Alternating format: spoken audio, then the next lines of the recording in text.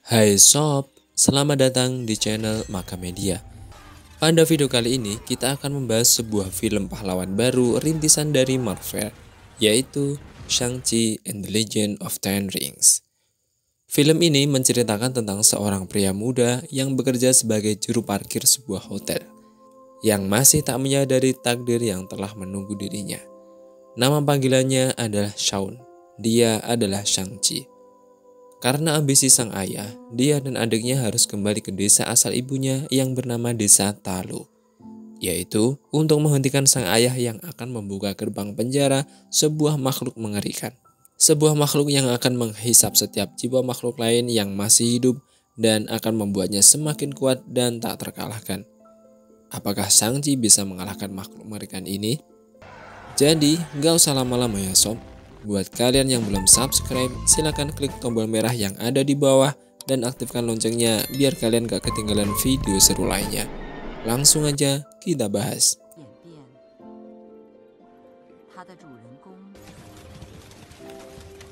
Ribuan tahun yang lalu, seorang pria memiliki sebuah kekuatan super yang tak seorang pun bisa mengalahkannya.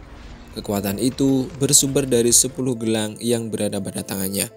Gelang-gelang itu memberikan dia kekuatan tak terbatas dan membuatnya bisa hidup ribuan tahun lamanya. Konon katanya, gelang-gelang itu diambil dari sebuah kawah dan juga ada yang bilang gelang-gelang itu diambil dari sebuah makam. Hingga saat ini, tak ada tempat yang tak pernah ia kuasai. Di bumi ini semua sudah pernah ia taklukkan. Ketika sedang membaca salah satu buku milik kerajaan-kerajaan yang pernah ia taklukkan, dia menemukan cerita tentang sebuah legenda kuno, yaitu Desa Talu. Desa tersembunyi yang konon katanya terdapat makhluk mistis dan sebuah sihir kuno nan kuat. Dan saat itu juga dia mengerahkan rombongannya untuk pergi ke sana dan menemukannya. Saat dalam perjalanan melewati sebuah hutan bambu, tanpa diduga pohon-pohon bambu itu bergerak dan terus menutup jalan yang dilewati oleh rombongan. Untung saja si pemilik gelang langsung melompat keluar, sementara mobil yang ditumpanginya terjun bebas ke jurang. Pemilik gelang itu kemudian berjalan dan sampailah ia ke tempat di mana tempat itu sedang dijaga oleh seorang perempuan bermasker dan memakai capil gunung. Kemudian pria itu bertanya, "Di mana pintu gerbang Talu?" Tapi si perempuan tak memberi jawaban dan terjadilah pertarungan sengit yang membuat pemilik gelang itu menjadi tak berdaya. Dia kalah setelah selama ini tak pernah terkalahkan. Tapi dari pertemuan itu, mereka berdua justru saling jatuh cinta. Kemudian mereka berkomitmen untuk meninggalkan kekuatan masing-masing dan akan hidup seperti layaknya manusia-manusia biasa lainnya. Pria dan wanita itu kini hidup bahagia. Mereka dikaruniai seorang anak yang diberi nama Shang-Chi. Sewaktu kecil, ibu Shang-Chi memberikan sebuah kalung berwarna hijau kepadanya. Ibunya bilang, "Jika kamu nanti merasa tersesat, kalung ini akan menunjukkanmu jalan pulang." Seorang pria muda terlihat bangkong dan buru-buru bersiap untuk pergi bekerja. Namanya adalah Shaun. Dia bekerja sebagai juru parkir di sebuah hotel bersama rekannya bernama Katie. Rekan yang menyebalkan sekaligus menyenangkan dalam waktu yang hampir bersamaan. Setiap pagi, Shaun selalu mampir ke tempat Katie untuk berangkat bekerja. Mereka berangkat menggunakan bis umum yang selalu melintas di kota setiap hari. Saat mereka sedang duduk dan mengobrol, datanglah seorang pria berkumis yang tiba-tiba meminta liontin yang dipakai Shaun. Shaun kan jadi bingung. "Loh, sampai ini siapa?" kata Shaun. Tapi pria itu tak menjawabnya dan justru ingin merebut paksa liontin yang dipakai Shaun. Dan terjadilah pertarungan hebat yang membuat Katie seolah tak percaya dengan apa yang dilihatnya, bahwa Shaun yang dikenalnya ternyata sangat jago bela diri. Momen perkelahian di bis itu pun juga diabadikan oleh salah satu penumpang bis lewat live video akun media sosialnya. Akibat pertarungan itu, selang minyak rem bis itu terputus dan membuat remnya tidak berfungsi. Saat sopir mencoba mengendalikan laju bisnya, tiba-tiba kepalanya terbentur dan pingsan. Dan saat itu juga Katie datang sebagai pahlawan dan menggantikan sang sopir yang sudah tergeletak tak sadarkan diri. Akhirnya musuh-musuh itu pun berhasil dikalahkan. Tapi bisnya masih melaju kencang tanpa rem. Bis itu menabrak sebuah truk tangki dan membuatnya terjepit. Bis itu menggilas semua mobil-mobil yang terparkir di pinggir jalan. Tapi dengan kejadian itu, bisnya jadi bisa berhenti dan semua penumpangnya selamat. Setelah kejadian itu, Katie menjadi penasaran siapa sebenarnya Shaun ini. Kenapa Shaun diburu oleh orang-orang aneh yang mengeluarkan pisau dari tangannya? Siapa sebenarnya Shaun ini? Saat tiba di kamar, Shaun bilang bahwa dirinya harus pergi ke Makau. Dia punya seorang adik perempuan bernama Su Xialing. Beberapa bulan yang lalu, dia mengirimkan surat dan alamat tempat tinggalnya. Dan orang-orang yang di bis tadi adalah orang suruhan ayahnya. Shaun mulai menjelaskan pada Katie bahwa di tempat tinggalnya dulu, ayahnya melatih dirinya bela diri bahkan sejak masih sangat kecil. Dia dilatih untuk menjadi mesin pembunuh yang akan menuruti setiap perintah ayahnya. Saat usianya belasan tahun, ayahnya mengirim dirinya untuk misi pertama. Dan sejak saat itulah dia tidak pernah kembali ke rumah. Dan saat di dalam mobil, Katie tahu bahwa Shaun bukanlah nama asli temannya tersebut.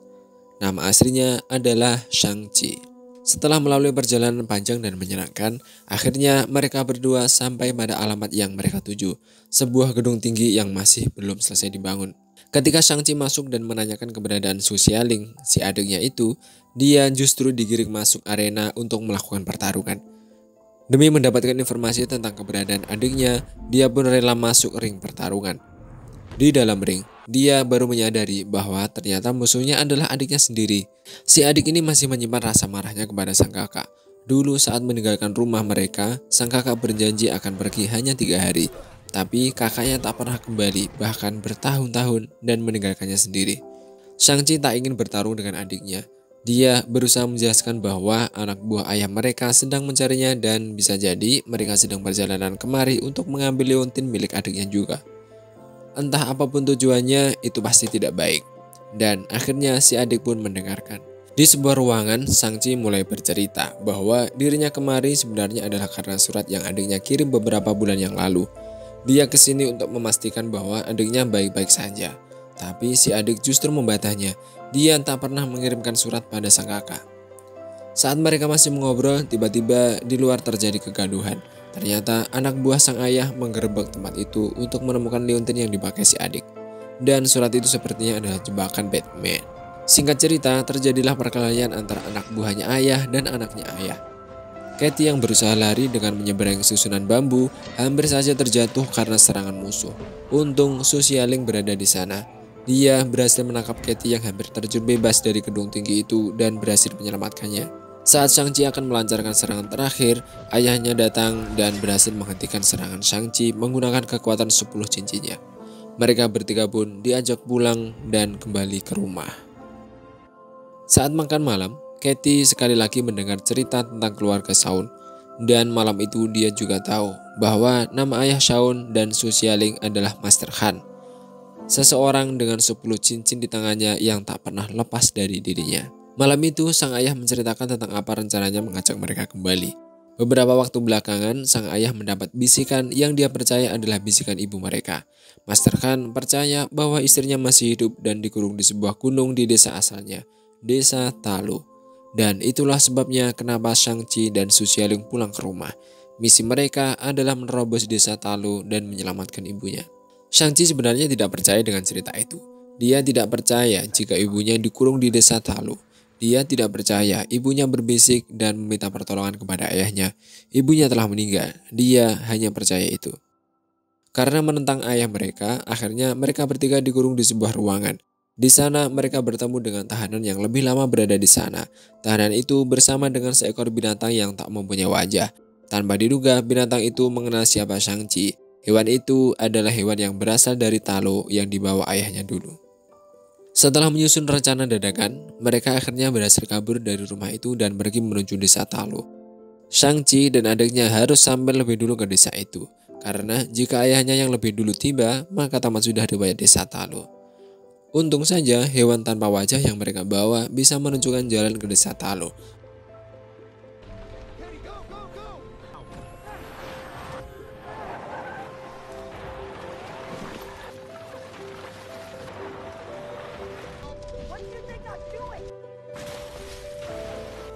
Berkat petunjuk dari si hewan, akhirnya mereka sampai pada pintu gerbang desa Talu. Awalnya mereka tak disambut, sampai akhirnya kakak dari ibunya datang dan menyambut mereka. Si bibi menjelaskan bahwa selama 4000 tahun penduduk Talu menjaga sebuah gerbang kegelapan yang berada di balik gunung. gerbang di mana sebuah makhluk mengerikan dikurung dan disegel di sana. Makhluk yang jika terbebas akan melahap jiwa-jiwa orang yang masih hidup.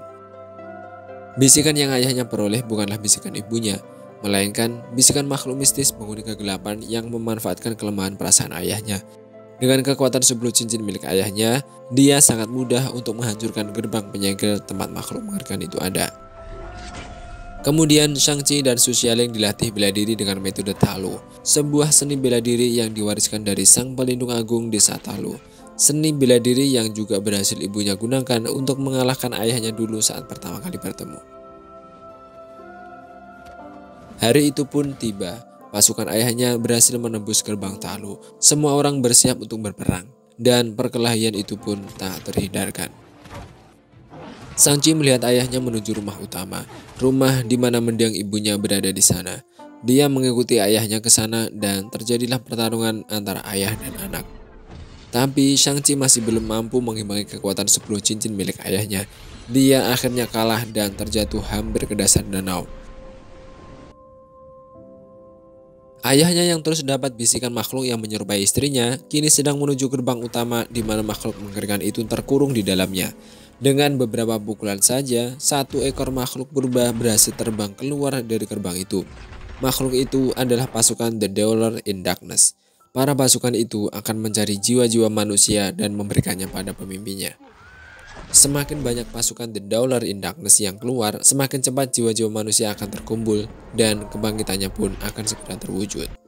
Sementara itu, Shang-Chi yang tenggelam dan hampir mencapai dasar danau Talu akhirnya diselamatkan oleh sang Dewa Naga. Shang-Chi kemudian bangkit dengan mengendarai sang dewa untuk membantu para pasukan Talu yang sedang berperang melawan pasukan kegelapan.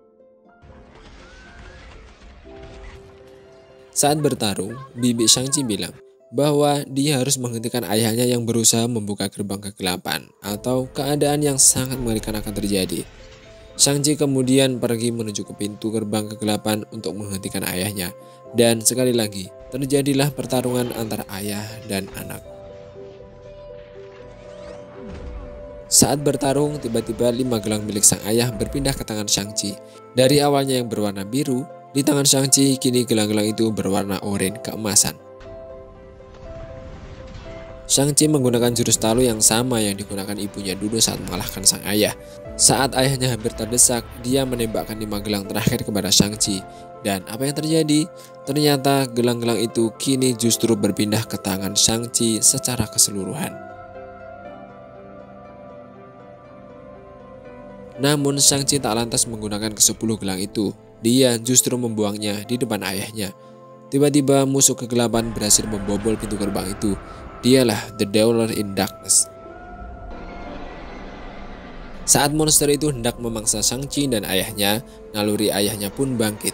Dia mengambil ke-10 gelang itu dan menjauhkan Shang-Chi dari tangkapan sang monster. Ayah itu mengorbankan dirinya untuk menyelamatkan anaknya.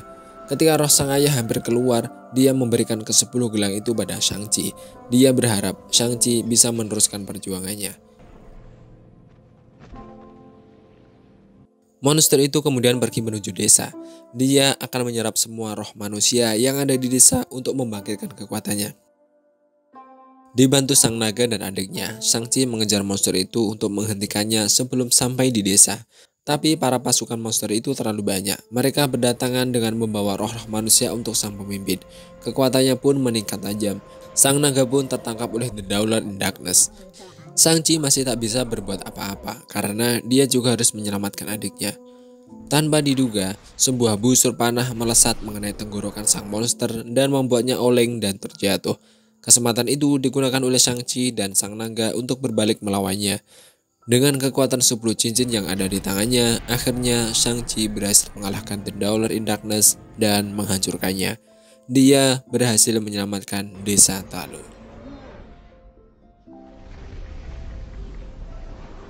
Dan film pun selesai. Di akhir film ini, saat Shang-Chi dan Katie sedang mengobrol di sebuah kafe, tiba-tiba datang seseorang melalui pintu dimensi lain. Dia adalah Wong. Wong adalah salah satu pemain yang berada di film Doctor Strange. Dia mengajak Shang-Chi dan Katie untuk masuk ke kamar Touch melalui pintu dimensinya. Di kamar Taj kemudian Wong melihat dan mengidentifikasi gelang-gelang itu. Di sana juga ada Bruce dan seorang wanita. Di kamar Taj ini kemudian Wong menjelaskan bahwa ketika Shang-Chi pertama kali menggunakan ke-10 cincin ini ketika melawan The Dawn in Darkness, Wong bisa merasakan dari kamar Taj. Kemudian dia penasaran sebenarnya kekuatan apa yang dipakai Shang-Chi ketika waktu itu. Nah, ketika gelang-gelang ini diperbesar, ternyata di dalamnya ada sebuah suara yang mengirimkan pesan. Semuanya masih bertanya, kira-kira pesan ini dikirimkan kemana? Berdasarkan analisis dari Wong, gelang-gelang itu usianya bahkan lebih dari 1000 tahun. Dan film ini pun ditutup dengan Wong, Shang-Chi, dan Katie yang sedang bersenang-senang dan juga berkaraoke di sebuah kafe.